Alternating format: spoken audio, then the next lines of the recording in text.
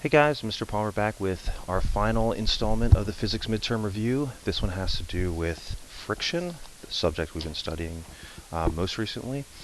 This one asks us to calculate the force required to move a crate at constant velocity across the floor. It gives us a mass, it gives us a coefficient of friction, so we know it's going to involve that. So again, any of these force problems, we want to start out by drawing a free body diagram. Right? In this free body diagram, like any object on the Earth, it's going to have a weight, which is down, right? We got the force of gravity. In the upward direction, we're going to have a normal force because it's being dragged across the floor, it tells us. It's going to have some force, and this is the force that we're looking for, some applied force. And we know that there's going to be friction because it's telling us that this is a frictional surface, and friction is always opposite the direction of motion. So if we're dragging across the floor, we know that we're moving it horizontally.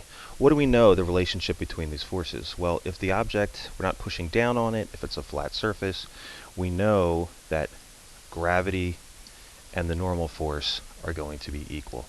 Because the object is not accelerating up or down, Fn is equal to negative Fg. Fg is down, the normal force is up. What do we know about Fa and Ff? It says constant velocity, which means acceleration is going to be 0, which means we know that the force of friction that we're experiencing is going to be equal to our applied force, and the applied force is what we're looking for. And again, they're equal and opposite. Friction is going to be negative, while our applied force is going to be positive.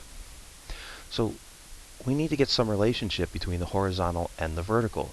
And we do that by looking at the coefficient of friction.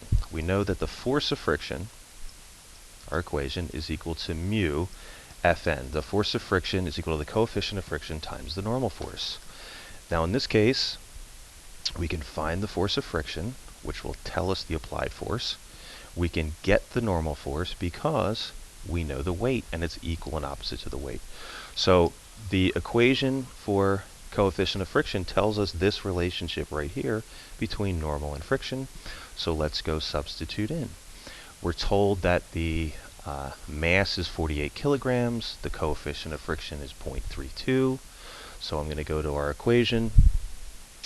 Force of friction is equal to mu Fn. Now we know because normal is equal to gravity, it's also equal to Fg, which means it's also equal to mu mg.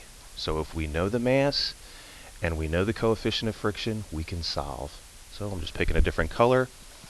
Our coefficient of friction is 0.32, the mass is 48, and gravity, obviously we're on Earth, is 9.8 meters per second squared.